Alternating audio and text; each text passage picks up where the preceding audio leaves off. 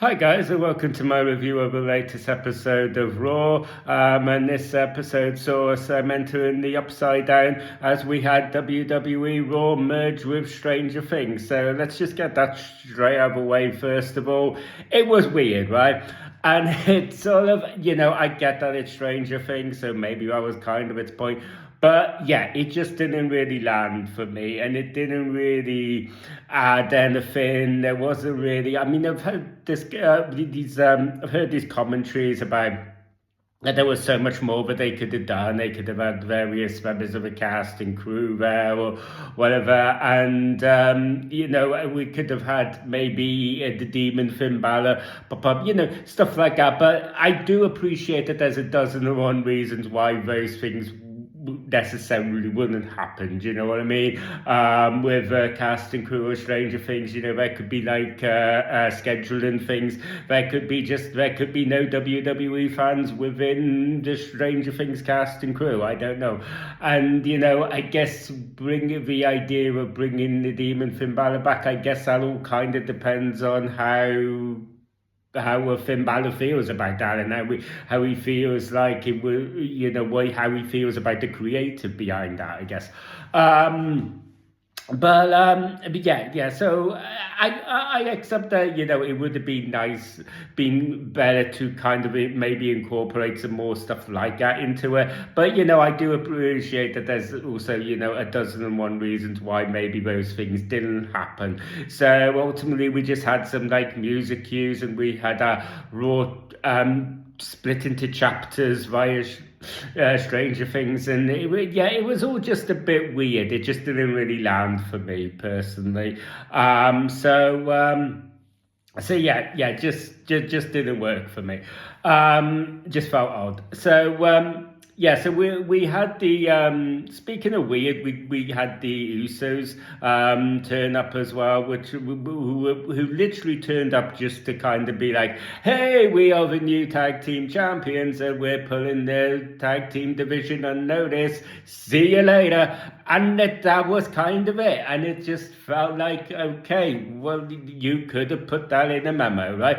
So it just kind of like, so we had obviously the main talking point of this episode of Raw was we had a banger main event, that I think would have been worthy of a PLE, where we had CM Punk and Bron Breakker for the championship. This one I thought was a solid match. It did surprise me a little. I was quietly confident that we were going to have Bron Breakker pick up a win here. I thought maybe it was his time, but in hindsight, I do see maybe why they're playing a bit more of a long game with it. Okay, because I do feel like CM Punk, since winning the title, hasn't really had too many title defenses, I don't think.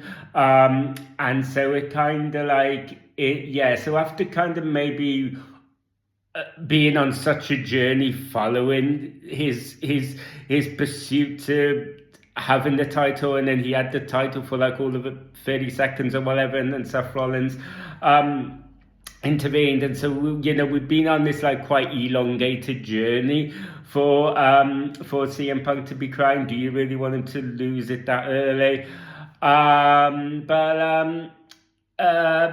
Well, some people say that this was just WWE burying Bron Breakker as well, which is the most ridiculous thing I've ever heard. Like 2026 has Bron Breakker written all over it. Just mark my words, okay? Bron Breakker is going to be fine, right? I mean, basically, yeah. We can sort of afford to play the long game here. I do feel like that. It won't be long before we do see Bron Breakker crown, maybe at WrestleMania, but I do find it totally unfathomable that we would get through 2026 without Bron Breakker winning that title. If we did, then I think that WWE have made a mistake, but I just don't see that happening. I just find that kind of out of the realms of possibility, really. It's just sort of, it's bound to happen. And if I had to hazard a guess when they would pull the trigger on it, I'm guessing WrestleMania. But yeah, so we had, but yeah, a solid match. I mean, we had a couple of, mistakes here and there, obviously with Bron Breakker going for the Frankenstein and, and all that. But it kind of like, I'm not really one to kind of pull a microscope over those things because, these are two big guys who are throwing themselves all about, and inevitably you are going to get some little mistakes here and there, invariably. So, it just kind of like happens, unfortunately. And yeah, but I thought the in-ring performances of both were absolutely solid. We had obviously the predictably shenanigans ensued with the Vision trying to help Bron Breakker, but then we had the luchadors coming out to kind of like even the playing field out. I do think that maybe that maybe CM Punk got a little bit too much plot armor in this, where we basically had at the tail end of this match where we had Bron Breakker basically come off the top rope to the outside and put CM Punk through this announce table, and I think it was the announce table anyway, but. And then, so we basically, and then he follows this up by intercepting the spear with a knee, and then he just delivers this GTS. And it just kind of like, it's impressive that CM Punk was able to put Bron Breakker on his shoulders for the GTS not once but twice in this match, whereas we had Bron Breakker kick out of the GTS earlier in the match. But yeah, it just felt a little bit maybe too much plot armor, but that's only like a little niggle. Do you know what I mean? I do think that focusing on niggles like that, I think you just do yourself a disservice. And I think, this was just a banger of a match, So, I think that we can just enjoy it for what it is. Yeah, I mean, looking into what's kind of next, I do feel that this feud between CM Punk and Bron Breakker will be elongated. We've kind of like had... we had obviously the three luchadors come out to take on Logan Paul, Austin Theory, and Bronson Reed to kind of like even up at that playing field. So I can imagine that we're going to do like a 6-man tag between them, and we're going to have this little feud. And then I do think that to kind of tie it back in with the Usos being kind of new tag team champions, I think that's going to be the end game. I think that we're going to maybe split. We're going to basically have Logan Paul and Austin Theory essentially become the, for lack of a better word, the kind of tag team representatives of the Vision. I do just feel like that it would make a lot of sense for them to be the ones to dethrone the Usos, because then maybe you could sort of tie that into the whole other narrative you've got going on with Jey Uso crashing out and all of that kind of stuff, and obviously because he's got that history with a Vision, so maybe you could run with this kind of narrative of Jey Uso just kind of being obviously part of this tag team, but also kind of being a little bit in it for himself and the glory and then I kind of think maybe he could be just like, and I could have retained all of that if it hadn't been for that pesky Vision, because Jey Uso has kind of turned into a Scooby-Doo villain here. So I do kind of feel like that could be the play, right? So that's how I kind of like see it going. I do think that we need, obviously, the odd man out here is Bronson Reed, who I just don't feel like he's kind of feeling like a bit of a tag along. I don't think he's being facilitated particularly well. I do think we are kind of just waiting for LA Knight to return. Obviously, we had the last time he was on. We had obviously Bronson Reed be the one to deliver that tsunami in the car park through with the car, and so I think it would make a lot of sense for when we bring LA Knight back. Hopefully that'll be sometime soon, and then we can sort of like have Bronson Reed have a proper feud there, and would have something for him to do. And I mean, I don't know if LA Knight would be sort of still in that kind of mid-tier sort of thing, because rumor has it that they are going to give LA Knight a push at some point in 2026. But I do think that that kind of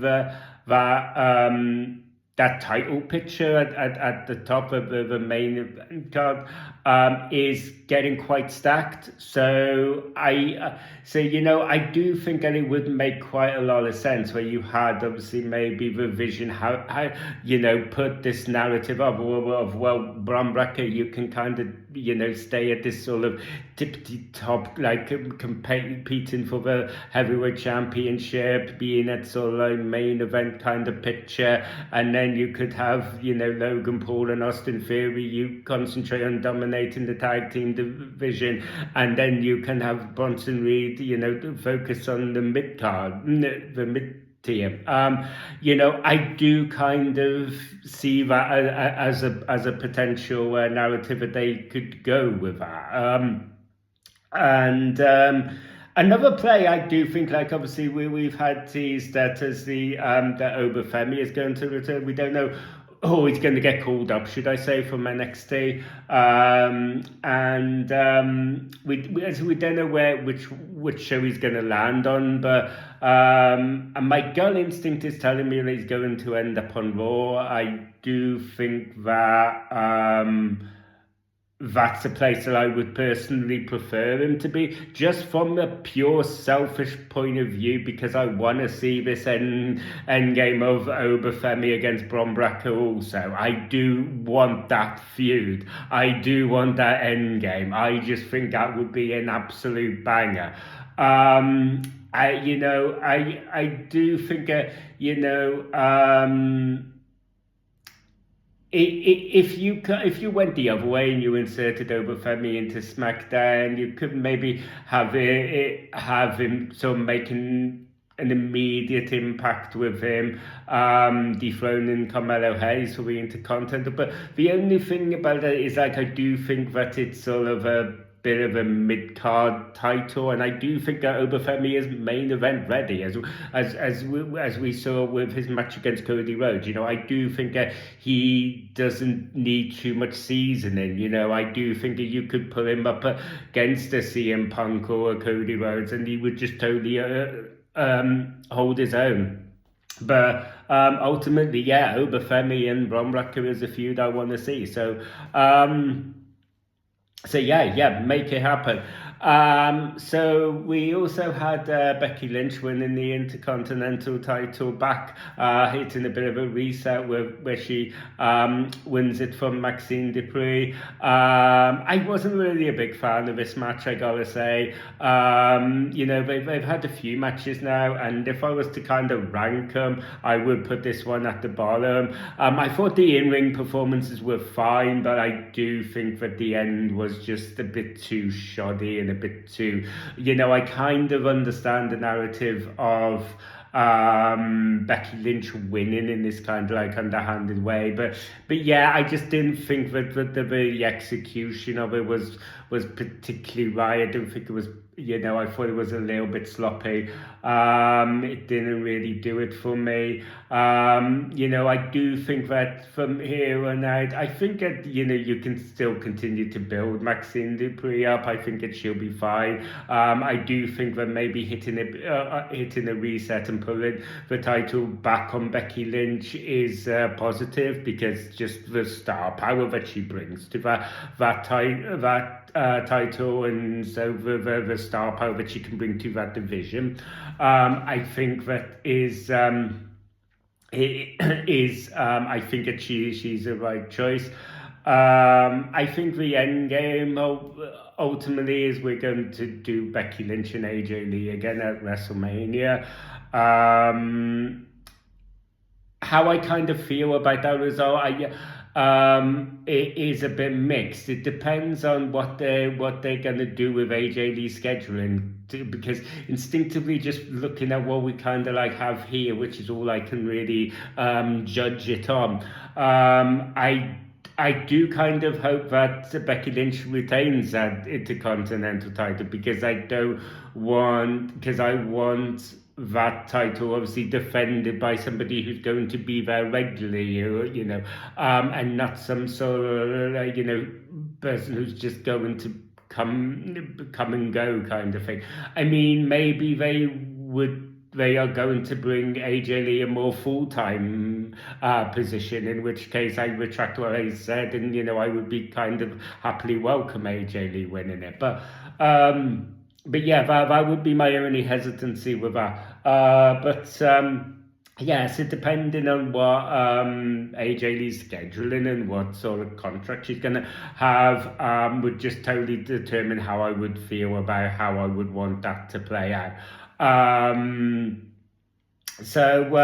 Yeah, we had another title change as well within the women's tag team division, where we had Rhea Ripley and Io Sky winning the tag team belts off the Kabuki Warriors, which this is another one that came as a bit of a surprise to me, and maybe it shouldn't have come as a bit of a surprise to me, considering obviously the star power Rhea Ripley and Io Sky have, and how much kind of protection you want to give these two. I thought maybe in that way it was kind of inevitable that they were going to win the tag team titles at some point, and I did feel that, but I don't know. Maybe it was just I kind of like this idea. I like the fact that this was one of the elements that threw me, because in the previous episode of Raw, obviously we had Rhea Ripley and Io Sky getting the better of the Kabuki Warriors, it was we had a women tag team match, didn't we? We basically had the Kabuki Warriors getting pinned by Rhea Ripley and Io Sky there. So I kind of felt like, in typical WWE fashion, they tend to kind of say whoever's kind of standing tall, before that match is kind of like the one that loses out and come the match. But I do kind of so I do like the fact that kind of threw me. I do like it when WWE is able to throw those curveballs in from time to time. So I mean, going forward, I still think that I've mentioned this before, that and this is a bit maybe an element of fantasy booking, but I think there's an element of practicality in this as well, where I do think that a potential play here is that you could just do this mixed tag team, maybe fatal four-way TLC type thing for the titles. And I like I said, I think that would be absolutely a banger to watch if you had inserted like maybe the Kabuki Warriors in Io Sky and Rhea Ripley and Lash Legend and Nia Jax, maybe Charlotte Flair and Alexa Bliss into all of that, into that TLC for like, I think that could just be an absolute banger of a match, right? But I do think that there's a kind of a practicality, because like I said, I do think that they like to put a lot of protection onto Rhea Ripley and Io Sky, so I think that something like that would allow Rhea Ripley and Io Sky to lose those titles without having any of them having to be pinned or for it. So I think that there's a potential play there. So I think that's kind of like maybe what we are going to do here. We had Stephanie Valquer obviously come out injured, which may or may not be a real injury. I'm inclined to say that this is a work, that this is a real kind of injury. Obviously, if I'm wrong about that, I totally apologise and retract that statement, and I wish Stephanie all the best in the speedy recovery. But yeah, I am inclined to believe that this is a kind of a bit of a work, and I'm basically saying that just to kind of just based on that we had Raquel Rodriguez come out and go really heavy on that alleged injury, and I do think that maybe there was some legitimacy to it. Like, obviously, you're not there to legitimately injure people or prolong an injury. So I do so just because of like how that became a focal point,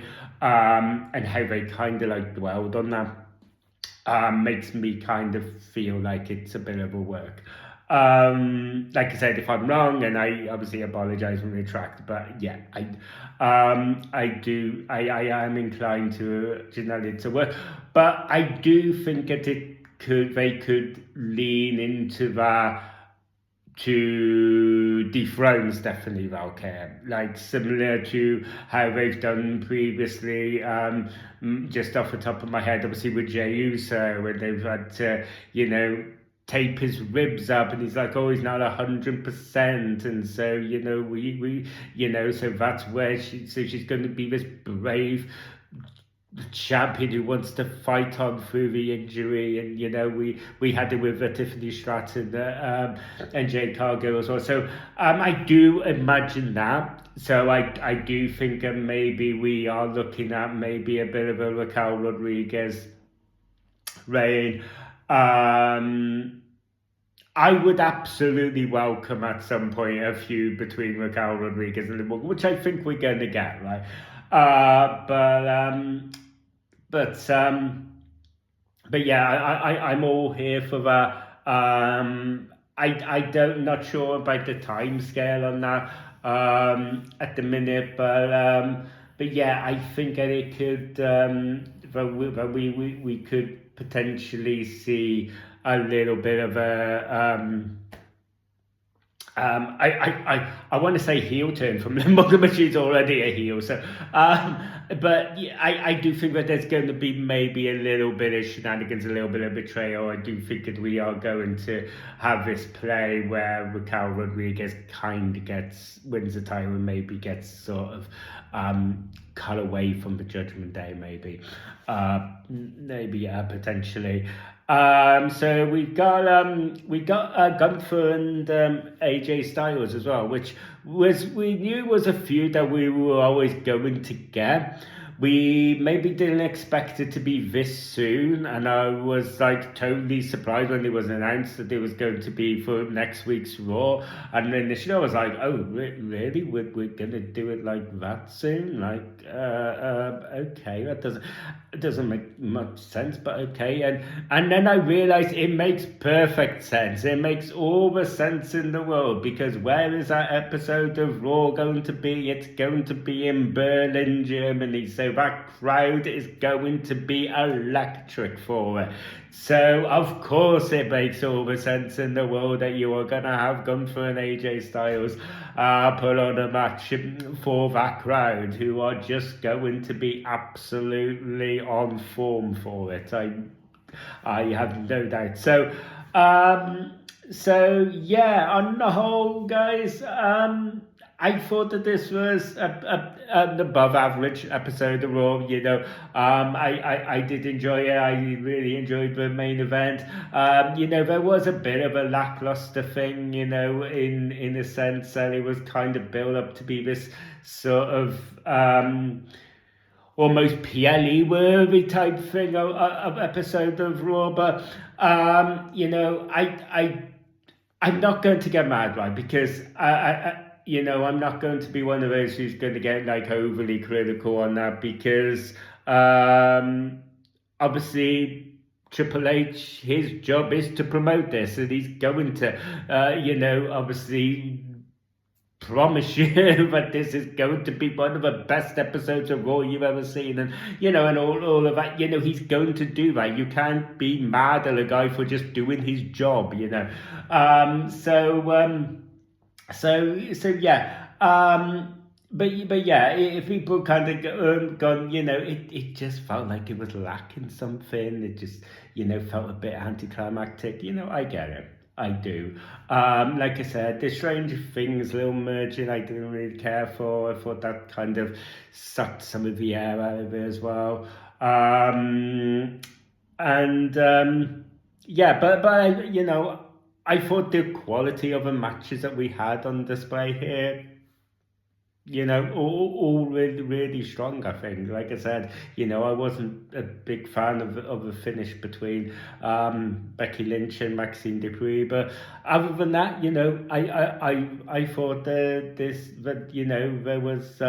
was a lot of star power, a lot of good in-ring performances, here too, and there were a few little curveballs. So on the whole, guys, like I said, not this earth-shattering, revolutionary episode of Raw by any means, but I think it was an above average episode of Raw all the same. So thank you guys for taking the time to watch this video. If you enjoyed this video and you want to see more, don't forget to ring a bell for notifications. Don't forget to like and subscribe. Please feel free to let me know down in the comment section about what your thoughts on Raw's start to 2026 is, and what maybe some of your fan theories and predictions are going to be going forward.